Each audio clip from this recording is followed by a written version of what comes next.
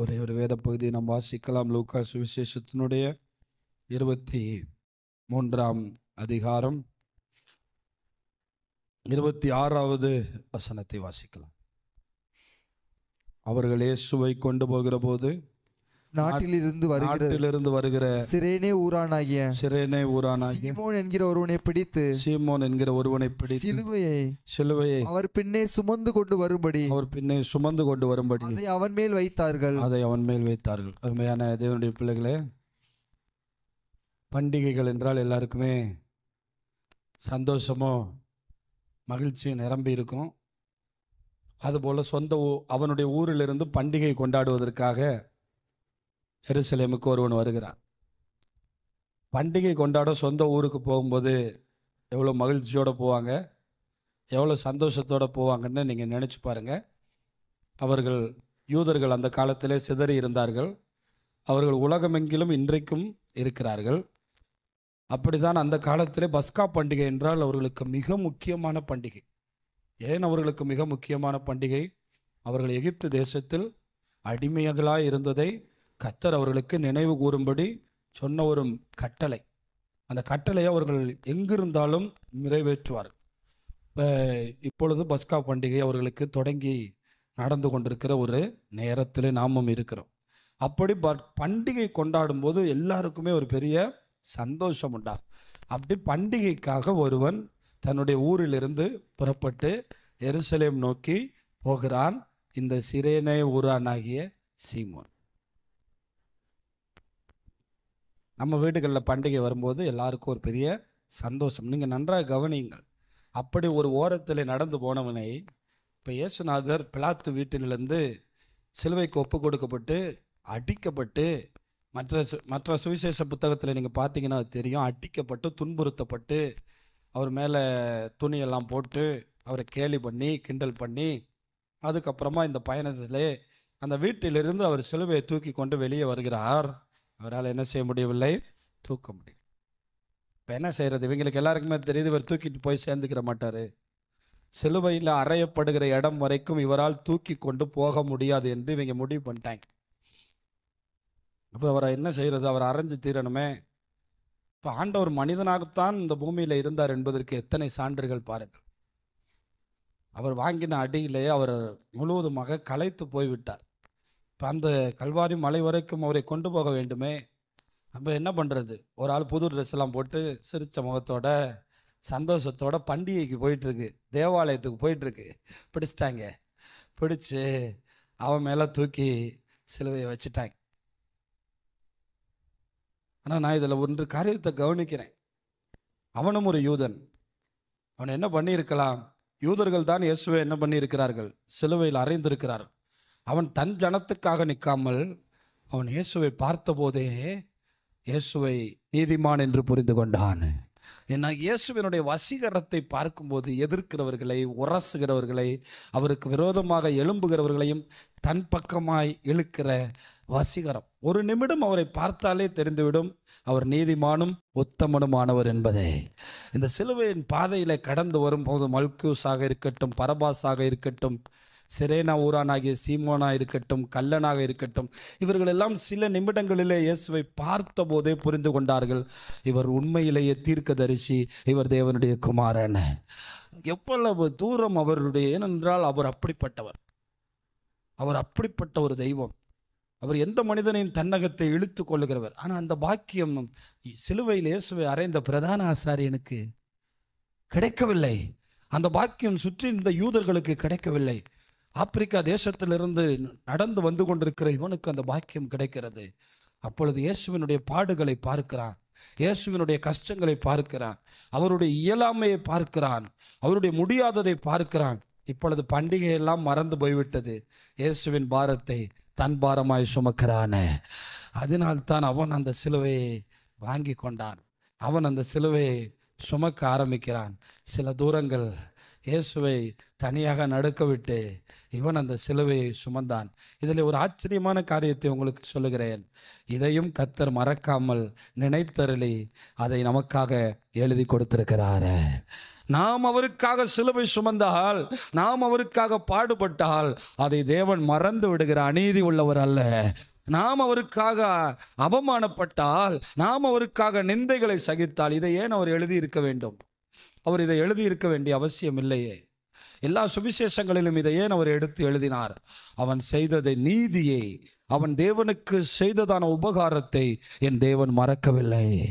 அதுதான் முக்கியம். இதில் தேவனுடைய பிள்ளைகள், உலகத்திலே நீங்கள் ஆண்டவருக்காக படுகிற அவமானங்கள், ஆண்டவருக்காக படுகிற நிந்தைகளை அவ்வளவு சீக்கிரமாக இயேசு மறந்துவிட மாட்டார். அவர் மனிதன் அல்ல. மனிதர்கள் தான் நன்றி கெட்டவர்கள். அவர்கள் நன்மை செய்கிறவர்களை மறந்து விடுவார்கள். ஆனால் தெய்வம் அப்படிப்பட்டவர் அல்ல. நீங்கள் அவருக்காக இந்த இடத்திலே இயேசுதான் சிலுவை சுமந்தார், அதிகமான பாடுகளை பட்டார். ஆனால் ஏதோ போற வழியிலே அவனை தூக்கி வைத்து அவன் மேலே பலவந்தம் படுத்தி விட்டார்கள். ஆனால் அது ஆண்டவருக்கு எவ்வளவு சந்தோஷமாக இருந்திருக்கும்.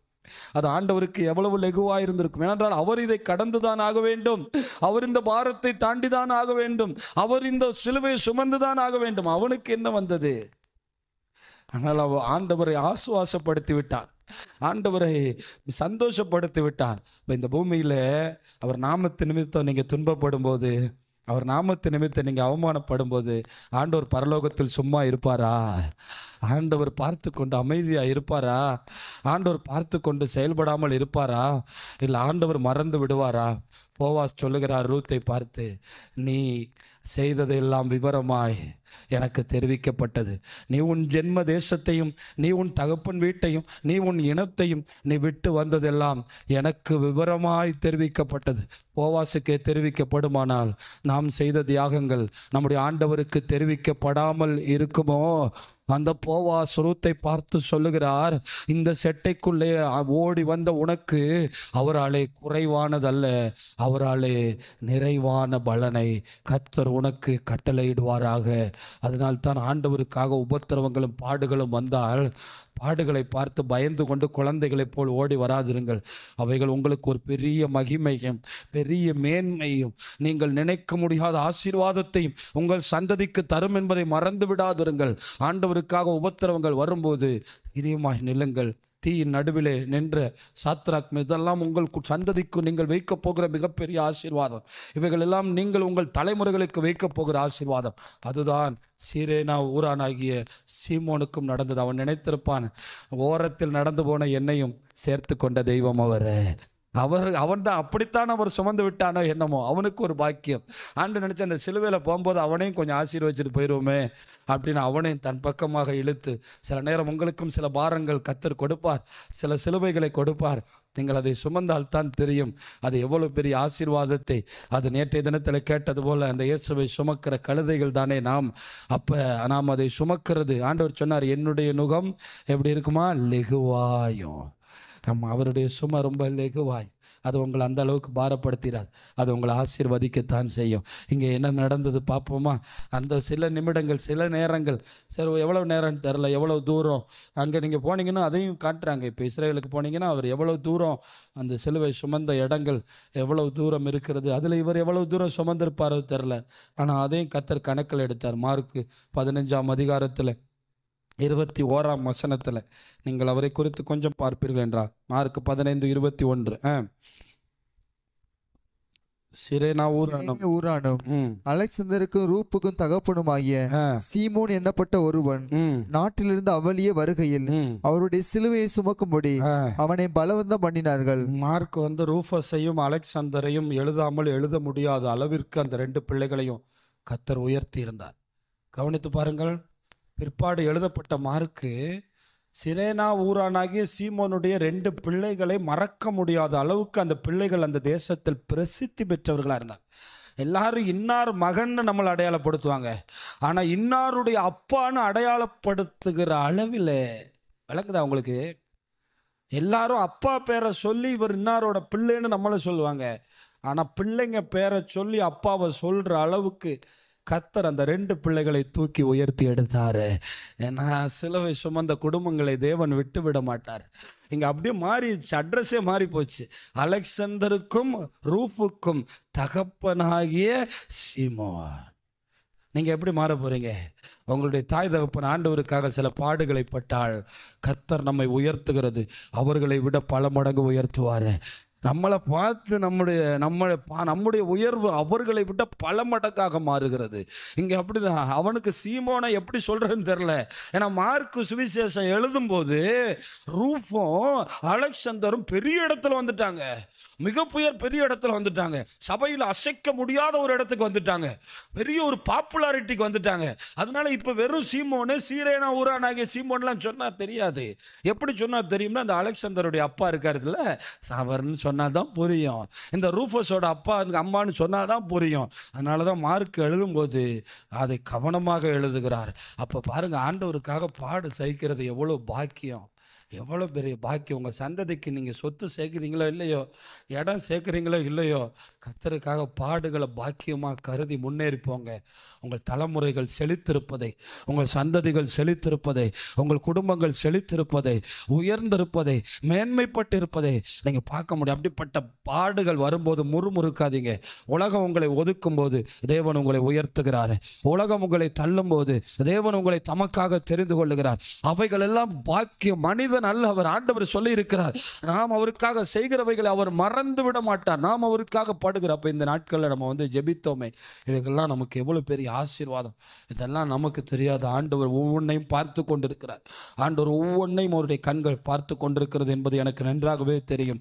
இன்னும் ஒரே ஒரு வசனத்தை இதுக்கே ஆதாரமா வச்சு உங்களுக்கு முடிக்கிறேன். 16:31 ரோமர் 16ஆம் அதிகாரம் 31வது வசனம் என்று நினைக்கிறேன், எடுத்து வாசித்து நாம் முடிக்கலாம். ரோமர் 16:31. சாரி, ரோமர் 16ஆம் அதிகாரம் பார்த்தாலே அங்கே தெரியுமே, 13ஆம் வசனம். சாரி, 16:13. கர்த்தருக்குள் தெரிந்து கொள்ளப்பட்ட ரூஃபையும் பாத்தீங்களா? இங்க பாருங்க, அவருடைய ரூஃபஸ், ஆங்கிலத்தில் ரூஃபஸ் என்று சொல்வார்கள். அப்ப கர்த்தருக்குள் தெரிந்து கொள்ளப்பட்ட ரூஃபையும். இப்போ அவர் எங்கே வந்துட்டாரு? அவருடைய மகன் சிரேனா ஊரானாகிய ரூஃபஸ் இப்போ எங்கே நிற்கிறாரு? கர்த்தருக்குள் தெரிந்து கொள்ளப்பட்ட இடத்துல நிற்கிறார். ரோமாபுரியில் எழுதும்போது சொல்றார், கர்த்தருக்குள் தெரிந்து கொள்ளப்பட்ட ரூஃபையும். எனக்கும் தாயாகிய சிரேனா ஊரானாகிய மனைவி யாருக்கும் தாயா மாறிட்டாங்க? பவுலுக்கும் தாயா மாறிட்டாங்க. தாயும் தகப்பனையும் இழந்து வந்த பவுலுக்கு சொல்றாரு, சிரேனா ஊரானாகிய மனைவி ரூஃபஸுக்கு தாய், எனக்கும் தாய், என்னை தாய் போல் கவனித்து கொண்டவளாய் மாறிவிட்டாள் என்று சொல்லுகிறார். எங்கே இருந்து எங்கே வருகிறார்? சிலுவை சுமந்த அவருடைய குடும்பத்துக்கு கடவுள் கொடுத்த கனத்தையும் மகிமையும் பாருங்கள். அதனால்தான் சில குடும்பங்கள், சபைகள் கட்டமைக்கப்படும் போது உபத்திரவங்களை சந்திக்கிறது, பொருளாதார உதவிகளை கொடுக்கிறது, ஆண்டவருக்காக சில நுகத்தை சுமக்கிறது. அடுத்த தலைமுறைகள் பார்த்தால் அவர்களை கர்த்தர் உயர்த்துகிறது. மிக மிக ஆச்சரியமாகவும் அதிசயமாகவும் இருக்கிறது. இங்கே ரோமாபுரி சபையில் அவர்களை குறித்து பவுல் எழுதும்போது சொன்னாரு, கர்த்தருக்குள் தெரிந்து கொள்ளப்பட்ட ரூஃபையும் எனக்கும் தாயாகி அவனுடைய தாயையும் வாழ்த்துங்கள். ரூஃபை அப்படின்னு சொல்லும்போது நீங்கள் ஏதாவது லேடிஸ் நினைச்சிடாதீங்க. ரூஃபஸ் அந்த போட்டிருக்கு. அவனுக்கும் தாயாகிய அவனுடைய எனக்கும் தாயாகிய அவனுடைய தாயை நீங்கள் என்ன பண்ணுங்கள்? மறந்து விடாதிருங்கள், அவனை வாழ்த்துங்கள். அப்போ நீங்கள் தேவனுக்காக பாடுகளின் விசுவாசிகளை, தேவ மக்களை, தேவனால் தெரிந்து கொள்ளப்பட்ட பாத்திரங்களை, நம்ம ஏரியாக்களில் நமக்கு பாடுகளையும் உபத்திரவத்தையும் நிந்தைகளையும் கொண்டு வர்றான் பாருங்க, அவன் தான் சீக்கிரமாக நம்மளை ஆசீர்வாதத்துக்குள்ளே நடத்துகிறவன்னு நீங்கள் புரிஞ்சுக்கிறீங்க. அதனால் நீங்கள் இன்னும் குழந்தைங்களை போல், பாஸ்டர் எங்களை போட்டு ஒதுக்கி வைக்கிறான், எங்கள்கிட்ட பஞ்சாயத்து பண்ணுறான், எங்கள்கிட்ட காசு கேட்குறான், அதெல்லாம் சொல்லக்கூடாது. அதான் உங்கள் சந்ததிக்கு ஆசீர்வாதம். அதில் கள்ளத்தனமாக போய் ஆண்டவரை காட்டி கொடுத்துடக்கூடாது. ஆண்டவருக்காக நிற்கணும். இந்த சிலுவை ஆண்டவருக்கானது. இந்த சிலுவை நான் அவர் மேல் வைத்திருக்கிற அன்பின் நிமித்தம் சுமக்கிறேன். இதை அவருக்காக சகிக்கிறேன். இது அவருக்காக சுமக்கிறேன். இது அவருக்காக நான் பாரம் என்று நினைக்கல. கொஞ்சம் தூரம் சுமந்துட்டு போன சந்ததிக்கே இத்தனை ஆசீர்வாதம் பாருங்க. அல்லேலூயா. கொஞ்சம் தூரம் அப்படி போகும்போது ஆண்டவருக்கு கொஞ்சம் இளைப்பாறுதலை கொடுத்தவனுக்கு. அப்போ இந்த பூமியில் ஆண்டவர் சொன்னார்ல, என்ன ஒருவன் பின்பற்றி வர விரும்பினால் தன்னைத்தானே வெறுத்து தன்னுடைய சிலுவையை எடுத்துக்கொண்டு என்னை பின்பற்ற கடவன் என்று சொன்னாரே. அதுக்கு கீழே சொல்லியிருக்காரு, எனக்காக இந்த குடும்பத்தையோ நிலத்தையோ சொத்தையோ சகோதரனையோ விட்டவனை இம்மையிலும் மறுமையிலும் நூறத்தனையா, எவ்வளோ கொடுப்பாரான்?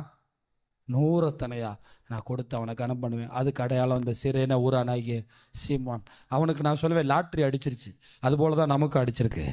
அல்லேலூயா. நம்மெல்லாம் வரமாட்டேன்னு சொன்னால தான் பிடிச்சி இழுத்து நம்ம மேலே பலவந்தம் பண்ணி கர்த்தர் இந்த ஆசீர்வாதத்தை வச்சிருக்கார். அவன் பாட்டுக்கு போயிட்டு இருந்தவன் தானே, அவன் மேலே பிடிச்சு தூக்கி வச்சுட்டாங்க. வேற வழி இல்லாமல் தான் அவர் அப்படியே சுமந்துட்டு அப்படியே இயேசுவோட முகத்தை பார்த்துட்டே போறாரு. ஆகா, இவரை ஏன்ப்பா அடிச்சிருக்காங்க, இவருக்கு எதுக்குப்பா சிலுவை, இவரை ஏன் இப்படி ரத்த கலரியாக்கி வச்சிருக்காங்க, இவர் என்ன பாவம் பண்ணியிருப்பார். அவன் போகும்போதே விசாரிச்சுட்டான். சிலுவையை தூக்கி திரும்ப அவர் மேலே வைக்கிறதுக்குள்ள ரட்சிக்கப்பட்டான். அவ்வளோதான். இயேசுவை பார்த்த மாத்திரத்தில் ரட்சிப்பு வந்துடும். இயேசுவை பார்த்த மாத்திரம் மனம் திரும்புதல் வந்துடும். அவ்வளோ ஒரு நல்ல வசீகரமான, அவ்வளோ ஒரு இழுத்து கொள்ளுகிற ஒரு அன்பின் முகம். அந்த நல்ல தெய்வனை நாம் ஆராதிக்கிறோம். அவர் நம்மை இழுத்து கொண்டிருக்கிறார்.